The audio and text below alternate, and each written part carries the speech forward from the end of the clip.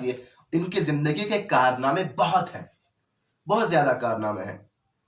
انشاءاللہ کبھی وقت ملا تو مولانا فرزند علی صاحب کی زندگی کے کارنامے جو ہیں ان پر گفتگو کی جائے گی. لیکن آپ ایک کتاب لکھتے ہیں، اس کتاب میں ایک واقعہ نقل کرتے ہیں. یہ واقعہ بھی بہت خوبصورت واقعہ ہے. دیکھیں، زندگی میں، انسان کی زندگی میں ہر کام سخت ہوتا ہے، چاہے نیک کام ہو یا برا کام ہو. نیک کام سخت ہوتا ہے، پروردگار اس کی جزا دیتا ہے، اس کا ہدیہ دیتا ہے. برا کام سخت ہوتا ہے، اس کی سزا ملتی ہے. اب وہ مولانا فرزند علی اپنی کتاب میں لکھتے ہیں، کہتے ہیں کہ ایک شخص نے کچھ دوستوں کو دعوت پر بلایا اور بلانے کے بعد کہا کہ فلاں دن ہمارے گھر پہ آپ دعوت پہ آنا. جیسے ہی وہ دعوت پہ گئے، اس کے گھر کے نیچے پہنچے، اس نے کہا ابھی وہیں کھڑے رہو، ابھی نیچے ہی کھڑے رہو، ابھی اندر مت آنا، ابھی خواتین کا کھانا ہو رہا ہے، بعد میں آپ اندر تشریف لائیں. اب یہ لوگ کافی دیر تک کھڑے رہے مگر اندر انہیں نہیں بلایا گیا. انہوں نے سوچا بھائی اتنے یہاں پر کھڑے ہوئے ہیں، نزدیک میں قبرستان ہے، چلے وہاں پر قبرستان میں مردوں کو فاتحہ پڑھ لیں. اس نیت سے وہ نزدیک کے قبرستان میں گئے، اور قبرستان میں جانے کے بعد میں ان میں سے ایک شخص نے مذاق کے انداز میں ایک قبر کو مخاطب کر کے کہا کہ زندوں نے ہمیں مہمان بلا کے ہماری قدر نہیں کی، کم سے کم آپ ہی ہمیں مہمانی میں قبول کرو، آپ ہی ہماری کچھ قدر کرو. اب یہ جملہ اس نے کہا، قبر شگافتہ ہوئی، قبر سے ایک نورانی شخصیت باہر آئی، اور آنے کے بعد اس شخصیت نے کہا کہ آج تو نہیں مگر اگلے پنجشنبے کو ہم آپ کو دعوت دیتے ہیں کہ آپ ہمارے مہمان ہوں.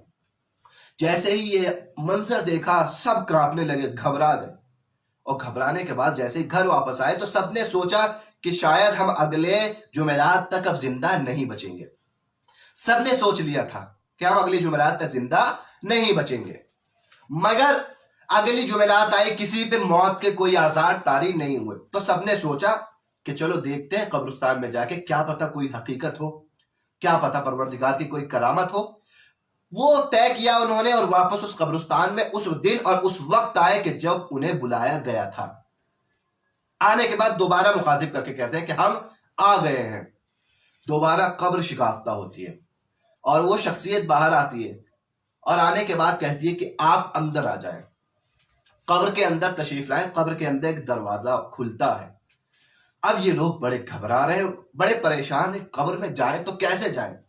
بہرحال کسی نے ہمت کی، سب سے پہلے اس نے کہا کہ میں جاتا ہوں اور دیکھتا ہوں کہ کیا ماحول ہے، اگر میں تمہیں اشارہ کروں آ جاؤ تو تم بھی اندر آ جانا. سب سے پہلے وہ شخص جاتا ہے، اور جانے کے بعد میں جیسے ہی یہاں قبر میں داخل ہوا، قبر میں اترنے کے بعد دیکھا کہ قبر کے اندر تو ایک عجیب ہی عالم ہے، ایک دنیا بسی ہوئی ہے قبر کے اندر. ایسی دنیا کہ قبر کے اوپر کی دنیا کا اس سے کوئی مقابلہ نہیں ہے، ایسی عالیشان دنیا ہے. اس نے اپنے دوستوں کو اشارہ کیا کہ آپ بھی آ جائیں. وہ سارے دوست قبر کے اندر آ گئے اور اس عالم میں تشریف لے گئے. عظیم دنیا ہے، ایک محل تعمیر ہے. اس محل میں کہیں غلام ٹہل رہے ہیں، کہیں کنیزیں ٹہل رہی ہیں. ہر نعمتیں اس محل میں موجود ہیں، ہر آسائشیں اس محل میں موجود ہیں. لہٰذا یہ شخص لے کے جاتا ہے ان سب لوگوں کو، اور لے جانے کے بعد میں دسترخوان پر بٹھاتا ہے اور ایسی ایسی نعمتیں کھلاتا ہے، ایسے کھانے کھلاتا ہے کہ لوگ کہتے ہیں زندگی میں کبھی ہم نے ایسے کھانے نہیں کھائے، ایسی نعمتیں زندگی میں کبھی ہمیں میسر نہیں ہوئی کہ جیسی ہم نے اس قبر میں میسر ہوئی. وہ کھاتے ہیں. اس کے بعد میں پوچھتے ہیں کہ یہ جو شخص ہے جو تخت پر بیٹھا ہوا ہے، جس کے سر پر تاج ہے، یہ کون ہے؟ اب جو لے کے آیا تھا اسی سے پوچھتے، وہ شخص کہتا ہے کہ یہ وہی شخص ہے کہ جس کی قبر ہے، یہ مالک قبر ہے، یہ اس قبر کا مالک ہے، یہ اس کی قبر تھی، یہ وہی شخص ہے. دیکھو کہ اتنی منزل ہے، ایسا مقام پروردگار عالم نے عطا کیا. اب جیسے یہ کھانا کھا کے فارغ ہوتے ہیں، ملاقات کے لیے اس جوان کے پاس جاتے ہیں. وہ جوان جو تخت پر بیٹھا ہوتا ہے، جس کے سر پہ تاج ہوتا ہے. اب اس جوان سے سلام کرتے ہیں، دعا کرتے ہیں، اس سے کہتے ہیں کہ آپ ہمیں بس اتنا بتائیں، اتنی منزلت آپ کو قبر میں پروردگار عالم نے کیوں دی ہے؟ کیا وجہ ہے کہ آپ اتنی عظیم مملکت کے مالک بن گئے ہیں؟ اتنی عظیم مملکت ہے آپ کے پاس میں، اس کا عمل کون سا کیا آپ نے زندگی میں؟ وہ نوجوان کہتا ہے کہ میرے 2 عمل خدا کو پسند آئے جس کی وجہ سے مجھے یہ مملکت قبر میں عطا کی گئی ہے. کہا کون سے عمل؟ کہا پہلا عمل میں نماز میں اول وقت کا بڑا پابند تھا. پہلا عمل اول وقت کا بڑا پابند تھا. جیسے ہی اذان ہوتی تھی چاہے گراہک دکان پہ کھڑا ہو میں دکان بند کر دیتا تھا اور مسجد پہ چلا جاتا تھا, اول وقت نماز پڑھتا تھا.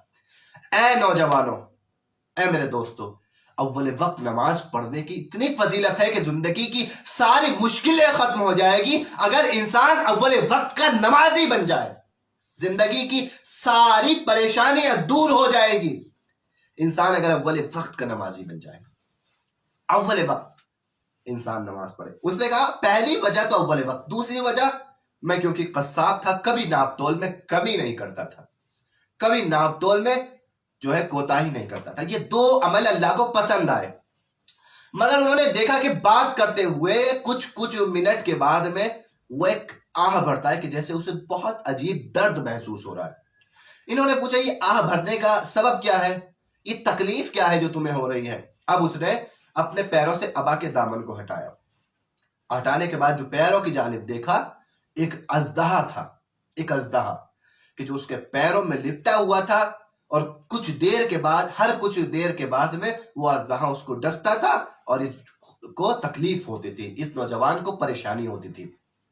انہوں نے پوچھا یہ اژدہا کیوں ہے, یہ اژدہا کس لیے ہے؟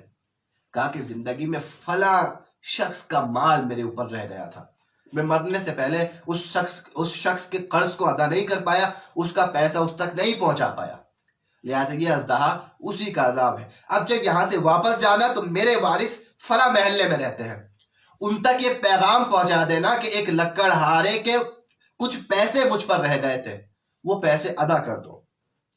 یہ واپس آتے ہیں, واپس آنے کے بعد اس کے وارث کا گھر ڈھونڈتے ہیں اور اس کے وارث کا گھر ڈھونڈ کر یہ پیغام اس کے وارث تک پہنچاتے ہیں. وہ اس کا وارث ان پیسوں کو لکڑہارے تک پہنچا دیتا ہے. اب اسی شخص کے خواب میں وہ نوجوان آتا ہے دوبارہ, اس حالت میں کہ اب وہ جو اژدہا پیر پر تھا وہ اب اژدہا نہیں ہے, اب وہ اژدہا جا چکا ہے. کہا کہ تمہارے عمل کی وجہ سے پروردگار نے میرے عذاب کو کم کر دیا. تو اس واقعے سے دونوں عمل کے آثار ہمارے سامنے واضح ہو گئے. کوئی انسان اگر نیک عمل بھی اس دنیا میں کرتا ہے تو یہ نیک عمل اس کی دنیا کے بعد کی منزلوں کے کام آتا ہے, اور اگر کوئی برا عمل انسان کرتا ہے تو یہ برا عمل اس کے عذاب کا سبب بنتا ہے.